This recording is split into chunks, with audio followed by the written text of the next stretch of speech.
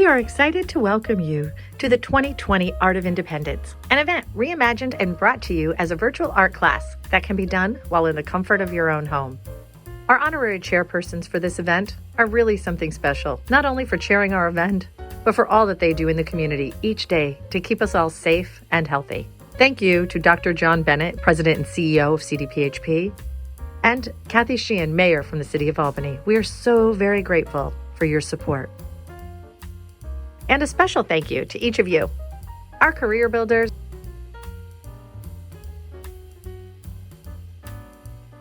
our trailblazers, our innovators, and our community partners. Together, we work to create better lives for individuals with developmental disabilities and those that have brain injuries.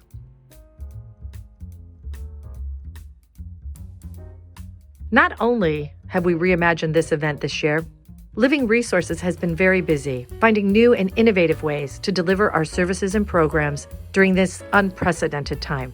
Your support of our event and throughout the year has made all that possible. Thank you for making a difference. Now a word from our CEO, Elizabeth Martin. Hi, welcome. I'm Elizabeth Martin. I'm the CEO of Living Resources. I am very excited to join you for the virtual Art of Independence. I'm also excited to show you our gallery, our art gallery here at Living Resources. As you look around, you are going to see very quickly the talent that the individuals that we support have. One of the first things I noticed when I started here at Living Resources on September 1st is that this building is covered with artwork from our individuals, and it is really remarkable to see. Unfortunately, with COVID, we've all been sort of isolated and we haven't been able to have visitors as much to enjoy the artwork. I can't wait until the pandemic is over because I can't wait to allow people to come back in and see all the great artwork. Hi, Deneen Polmatier, Director of Philanthropy here. Just want to say thank you for joining us for the Art of Independence tonight. All of you should have received your fancy little kits here for our paint and sip. Inside the kit, you will find a lovely easel, directions to come from Christian on to how to assemble that. You will find 2 canvases. Here we go. Set that up properly on your table as we get ready to go. You will find your paints. I hear that the top of the paints will puncture the top of the little cylinder there. You can tell I am very artistic in my talents. You will find a little palette, your brushes, and you will need to add a few things to your kit. First up, you will need to grab a pencil, a cup of water to change your brush, clean it out, and if you are a messy painter like me, you will need some paper towels. The directions do say that you need a hair dryer, but as a girl who goes kind of natural, I would say just give it a minute and grab your most essential part of the evening, and that would be to grab your glass and your beverage of choice. Mine today is wine, so I will make that front and center. Now, next up, I am not mechanically inclined, so I'm going to turn you over to Christian Jones. Christian is our event coordinator, and an event coordinator should at least start the event off. So Christian, perhaps you can show them how to put together the easel.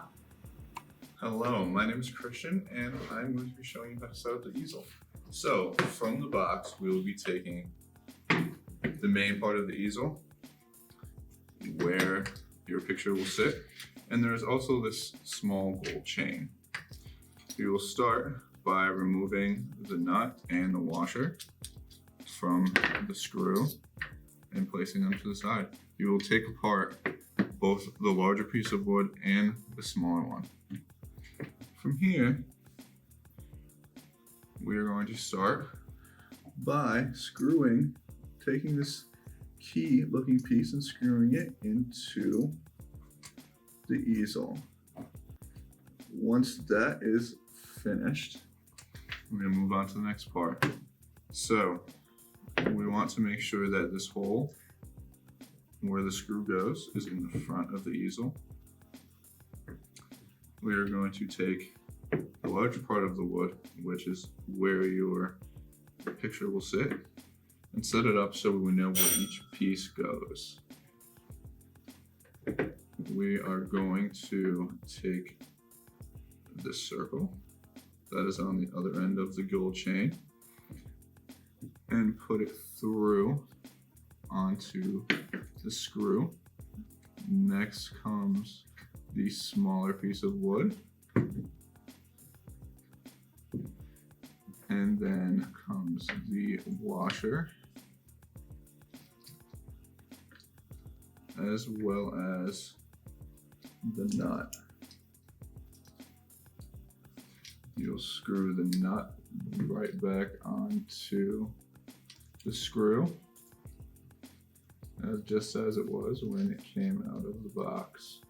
But you want to make sure that it is tight so that your piece of the easel where your painting will be sitting does not move, because we don't want to make a mess. And once you completely tighten that on back to the washer, that is all you need. And that is how you make your easel.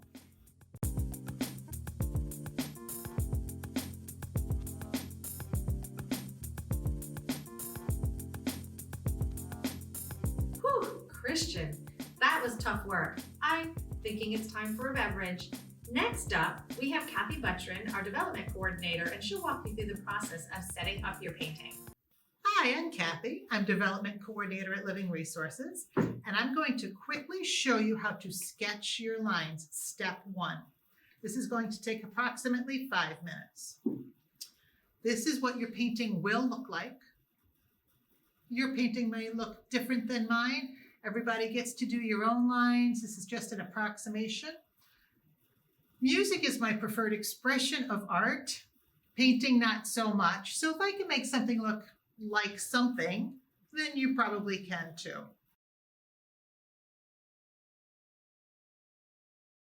We're going to open up our paint. We're going to remove the cap, flip it over, and we're going to put the pointer right into there in order to break the seal.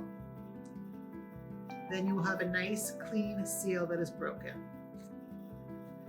We need a lot of white to start off with.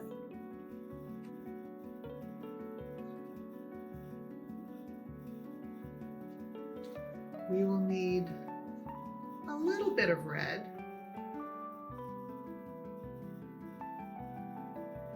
And a little bit more yellow than red.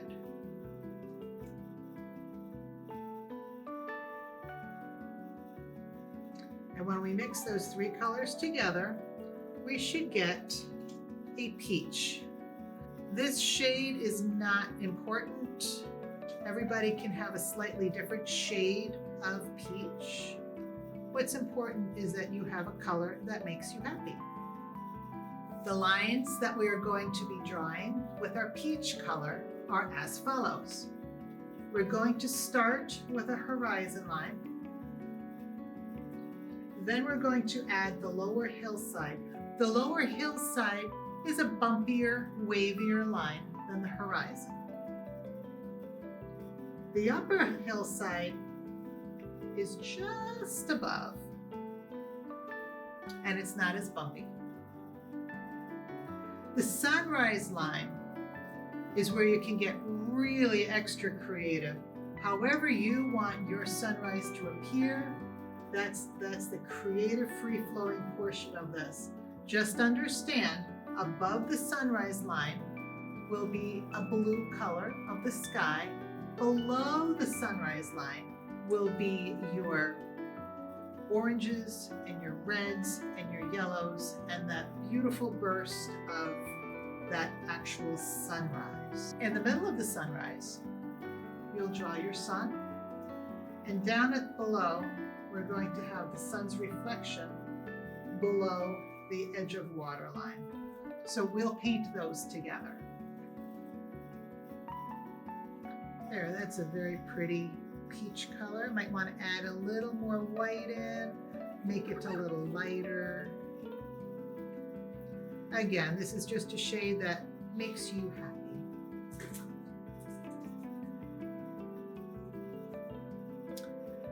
We're going to start once again with the horizon line. We are not using the fat part of the paintbrush. We're actually using the thin line of the paintbrush. We're going to measure half and then approximately half again for our horizon line. We're just going to paint right across. You can choose to use your pencil if you want to sketch around, play with the shapes that makes you happiest before you commit to your paint. That's fine. Or if you wish to start with the paint, you can always paint on top. The great thing about paint is that you can always cover it with another layer of paint. You can make any corrections as you go that way too. So there's your horizon line. That's your first line. Congratulations, you did your first line. The second line is the lower hillside. I'm going to start not too far away from my horizon line. And again, it's a bumpy, think hills. When you look off across the water, there might be some hills behind that water, behind that lake. There's going to be some land.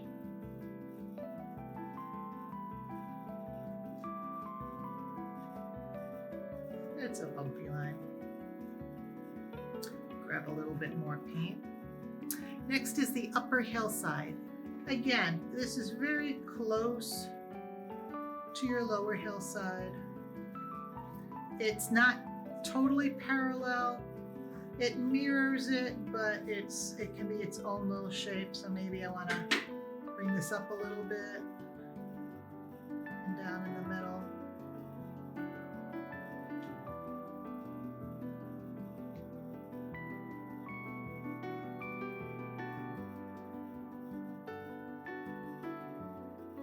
That's my upper hillside.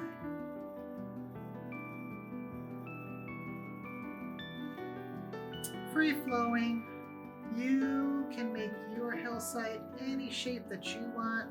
It's very individualized, whatever makes you happy. And then the sunset line. Once again, the sunset line is very creative. You can, if you want a lot more blue sky, you bring your sunset line down a little bit more. If you want more of that magnificent sunset, you bring your line up a little bit more. Most people choose to alternate this with more blue above, more sunset below. I've seen people kind of account for clouds, so they make a very, very wavy line.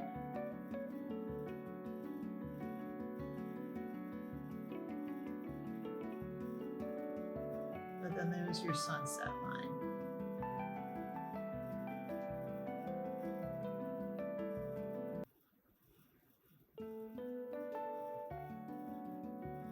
How's everybody doing? Everybody doing good? These lines are going to be covered with other shades. So again, don't worry about it. And again, if you want to use your pencil to sketch it out, if that makes you feel more secure, that's what the pencil is for. The last line that we're going to do is our edge of water. The edge of water is a free-flowing line. A pool of water is not perfectly straight. The edge of the water at any lake, any ocean, tends to have a little bit of texture to it.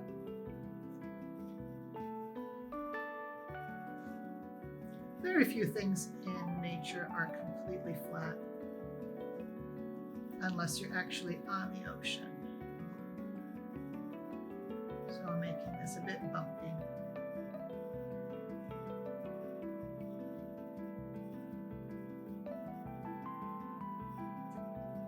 So now we have the bulk of the lines sketched out with our peach, and we are going to wash off our paintbrush. We're going to get a new color, and while you're at it, take a drink.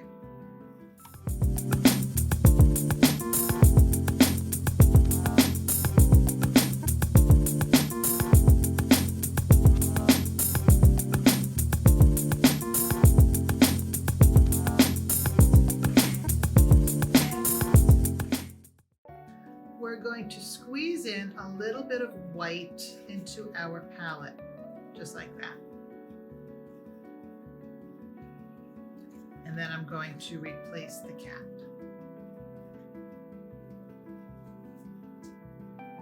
Next step, we're going to get a little bit of white on our number 2 paintbrush. And we're going to put our sun.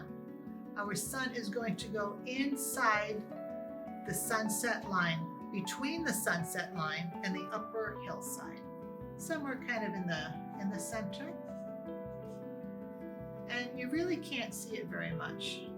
You're just kind of showing, it's a place saver. You're showing where that sun is going to eventually be. When we start doing the sunset or the sunrise, it could be either. I prefer to think of it as a sunrise because to me a sunrise is more optimistic. Whatever way you choose to think of it, we're going to be putting those colors around the sun. And our last step is adding the reflection of the sun into the water. We're going to put that under the edge of water line. Again, it's really hard to see. This is more for your reference for when you're painting later. Just kind of get that, the image of it, the shape of it kind of rocking in there. And you're going to get more of this. Stay tuned for more sun. Stay tuned for more sunrise splendor. Stay tuned for more blue sky. There's going to be a tree in here. Stay tuned. Take another drink.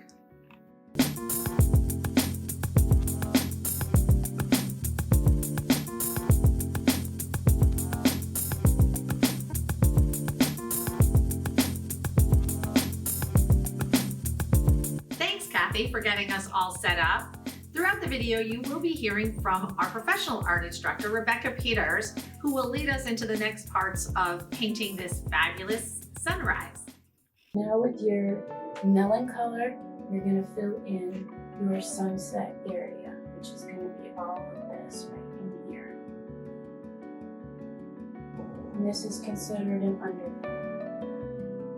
And this should take about 5 minutes to complete this whole process here. So you still got your melon color, and then what you're going to do is fill in the bottom reflection area with the same color, which will be right here, which is in the water. Right here on the edge is going to be the reflection color. And you've got the whole section 1 or step 1 completed. Now we're on step 2. You're going to take your yellow paint and you're going to put out a fair amount of it, squeeze it out. And what you're going to do is cover your melon area with the bright yellow. This will intensify your sunset. Right away it gets really nice and bright.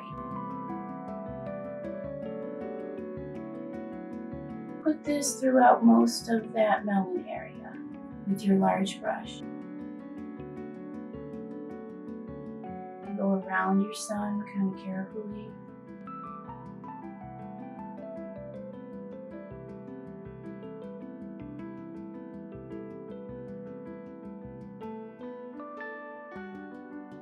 Next, you're going to add some of those red hues, like a reddish orange. You can kind of mix it with the yellow that's already on your brush, and you're going to put this at the base of the horizon, or the base of the sunset area right here.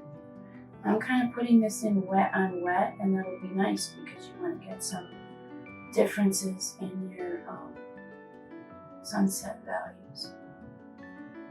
So on the very edge and the bottom, and then you can kind of drag it up and blend it in.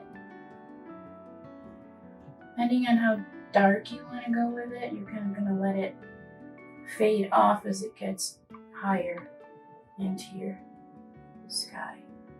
It's a little darker at the base of the sunset.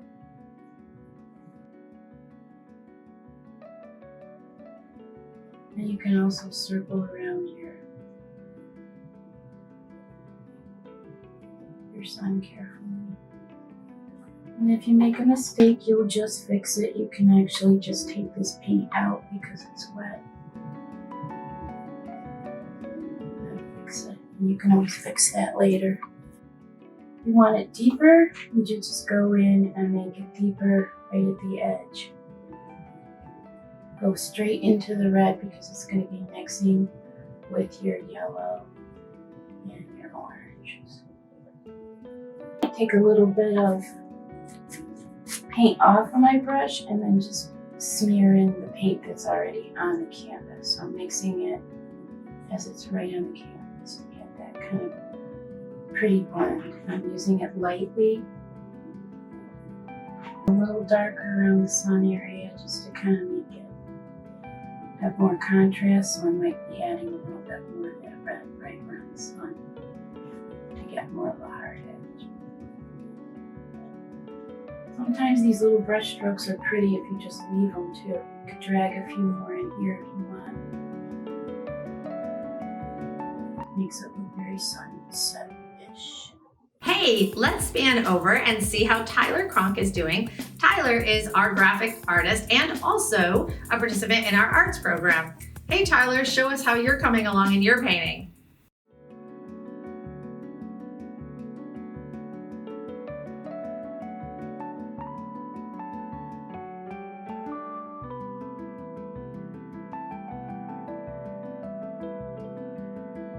And you are going to mix blue and black with your large brush. You're going to have more blue than black, so put out more blue. A little tiny bit of black. Just a touch of black to it, because I don't want to overpower my blue right away. Because otherwise you'll be fighting with it and you won't get the desired blue. So a tad of black, mostly blue, and this upper hillside will be your dark, sort of a dark blue, because this is sort of a sunset. I might even want to start on the lower one. I said we were starting on the higher one, so start right there. You could use your medium brush if you'd like to right here. Depends on how you feel about that. And your hillsides can change. You can just decide how you want to kind of do them. It's up to you. And your next step is going to be to fill in the water reflection with the blue color in the flat edge of your brush, which is going to be right here. You might have to dip your paintbrush into water a little bit to get it to move a little smoother. So my next section is going to be right here. It's going to be the water area.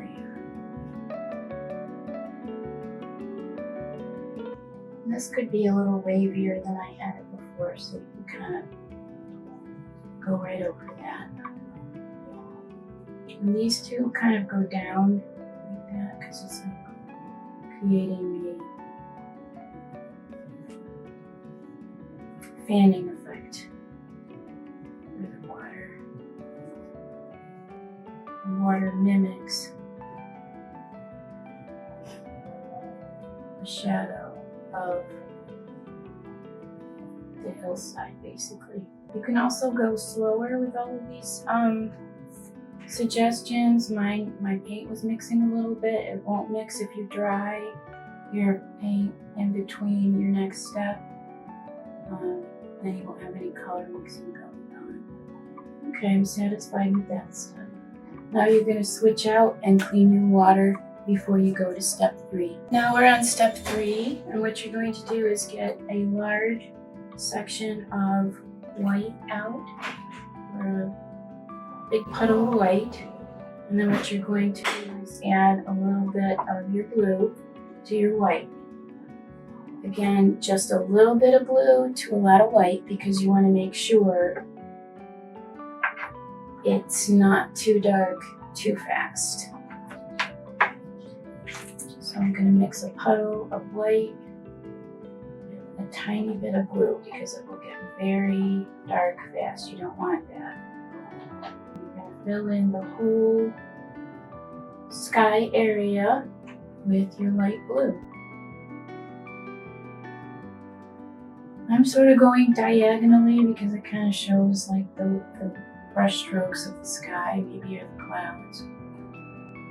And I'm going to come right up against my my sunset area, and it looks like a real hard edge, but we're going to soften that edge in a minute. So right now, we're just going to kind of go up along that edge with the flat brush.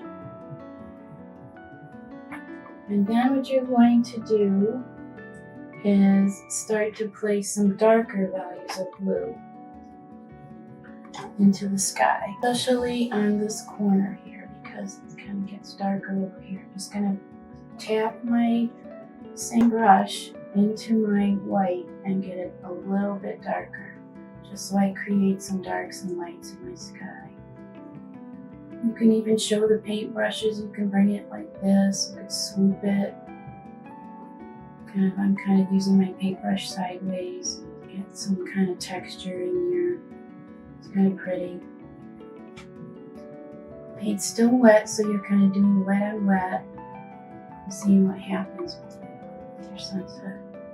Remember, it's a little bit darker on this side. It looks kind of pretty to go from light to dark.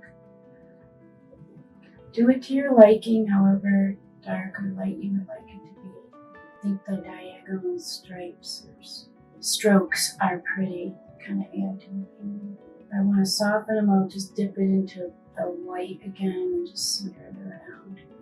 I'm pretty happy with that. Okay, now you're going to rinse out your brush. You're going to take your small brush. It's a round brush. It looks like this. And what you're going to do is dip it in your white. And you're going to soften the edge of the sunset right here with your white. So basically you're blending these two sections together with a little white, and it's almost like dry brush. So you kind of poke your brush into the paint, and then you're just going to glide it along that edge because you're trying to soften it. And the blue that you've already got on there should kind of blend into your yellow edge and create like a soft edge. Clean your brush again if you're using your large brush, or you could use your kind of small square brush if you'd like. And you're going to pour out your black. Now is when we're going to put in our black hillsides. So any of the small brushes would do. These two would be your best brushes for that. So I'm going to put out a healthy amount of black. I think I'm going to use my large brush because I just feel like it goes faster. You can use whatever brush you'd like. And this is going to be my black hillside.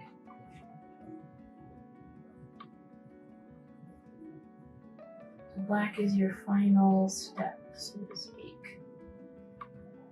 Still go in and add a little bit of highlights later on.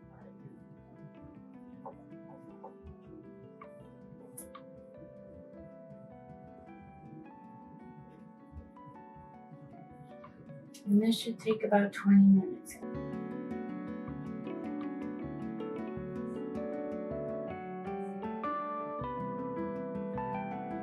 I'm going to bring this hillside up a little bit higher.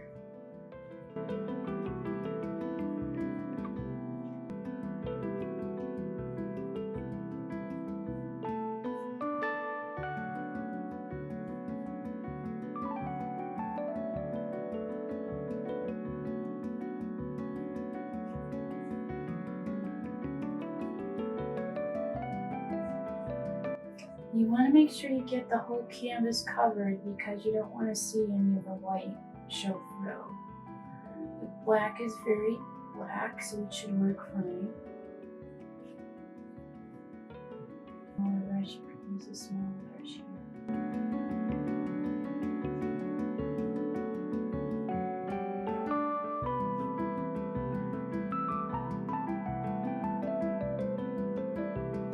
So now, if you want, I think think this would be the better time to use your smaller brush to create lines, or you can use the side of your flat brush in the water.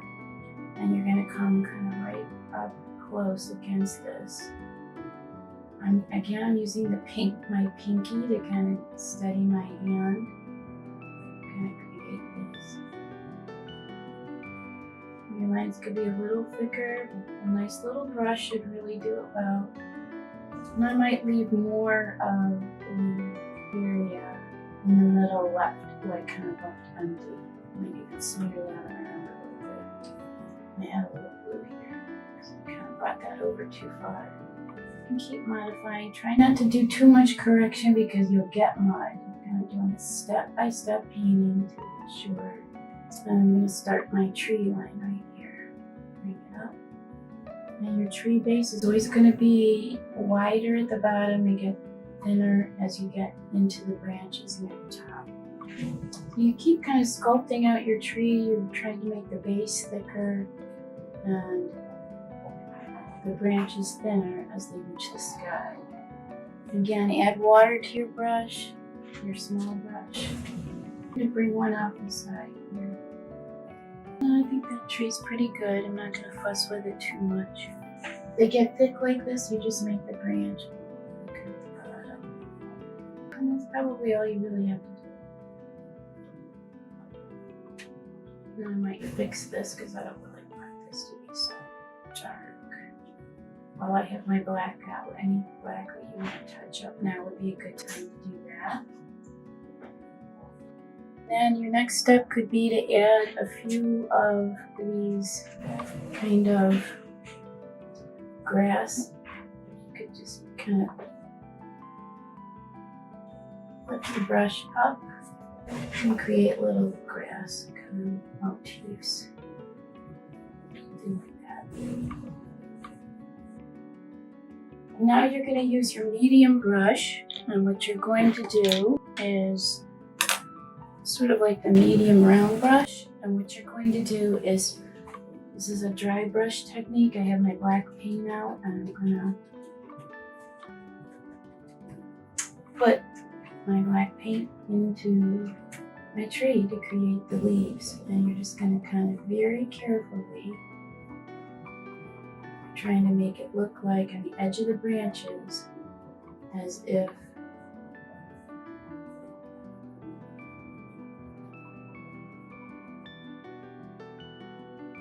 this will be really hard to clean up later, so take your time. I'm just kind of pushing in very lightly the tree leaves. They're like shadow trees. They're like a silhouette, so you can even put some in the middle of a branch and the tree in the middle of that tree, and then some up here. And then there's some fair amount over here. And you can kind of stand back and see where they are and see if you want to add a few more and kind of fan out.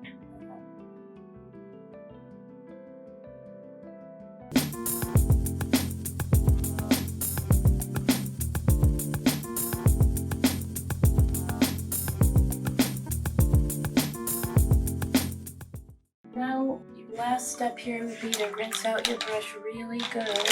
And you're going to add your light blue, use white and a little bit of light blue, and you're going to put it along the edge here on the bottom. I'm using my larger brush. It says to use your smaller brush, but you could use your large one or your small one. And I would add some kind of light blue lines in your water. So I'm kind of putting, I think you could use your small brush again, your blue brush, your small blue brush.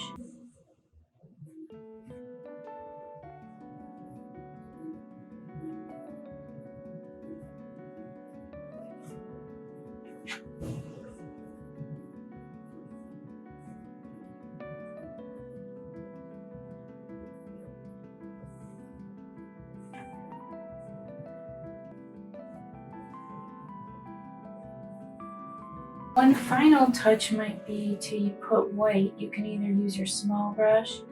I'm just going to use my big flat brush to put some white lines on top of the water to give an extra highlight there.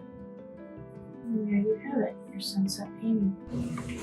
So step 4 should take about 20 minutes. I hope that you have success, and feel free to freeze the video anytime you want to do the steps a little slower. Thanks for joining us for this virtual Art of Independence. We hope you enjoyed yourselves as much as we did. Cheers, and perhaps your painting looks something like this or something that just makes you happy. Thanks again. Take care.